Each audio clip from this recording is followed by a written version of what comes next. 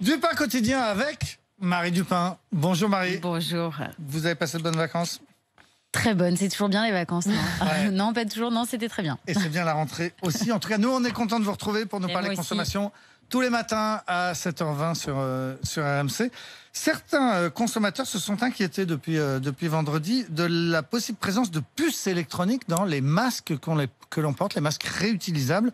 Qu'est-ce que c'est que cette histoire? En fait, il s'agit de puces RFID, ce qui signifie radio-identification. C'est le même type de puce que dans les cartes bleues, dans les forfaits de ski ou encore dans les badges d'immeubles. Ces puces RFID ont toutes sortes d'usages dans la vie courante. Par exemple, on en trouve aussi dans certaines étiquettes de vêtements.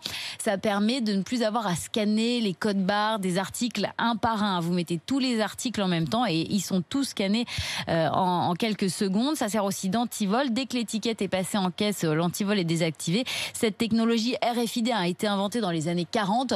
Donc vous voyez, c'est pas très nouveau. Voilà, sauf qu'on se demande bien ce que ces puces peuvent faire dans les masques qu'on nous oblige à porter.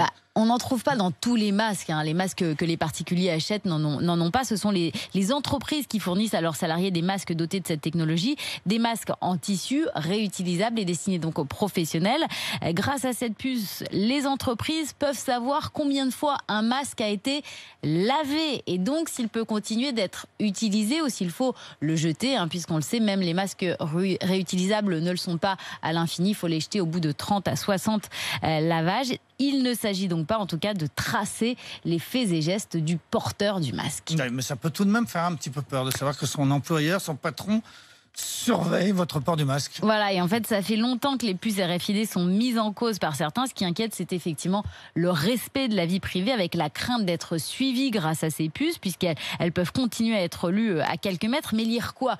Pas grand-chose, en fait, puisque ces puces ne contiennent aucune information sur les personnes qui les portent, mais uniquement, elles ont seulement les informations qu'on a mis dedans. Ce qui inquiète le plus, ce sont les puces RFID sous-cutanées, celles qu'on met sous la peau. Ça existe. En Suède, près de 4000 personnes utilisent cette technologie. Souvent, c'est l'entreprise qui la fournit à ses salariés. Ça permet de déverrouiller les portes de l'entreprise, mais c'est encore très marginal.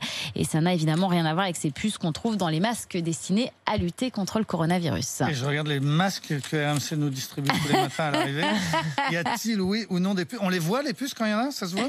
Non, mais ça, ce sont des masques jetables. Oui. Comme je viens de l'expliquer, c'est uniquement dans les masques réutilisables. Mais je vois que vous avez bien écouté ma chronique. Je comprends bien si on m'explique clairement. Non, mais je sais que c'est toujours un petit peu long avec vous, Nicolas. Merci beaucoup, Marie Dupin, du Dupin quotidien. Tout de suite.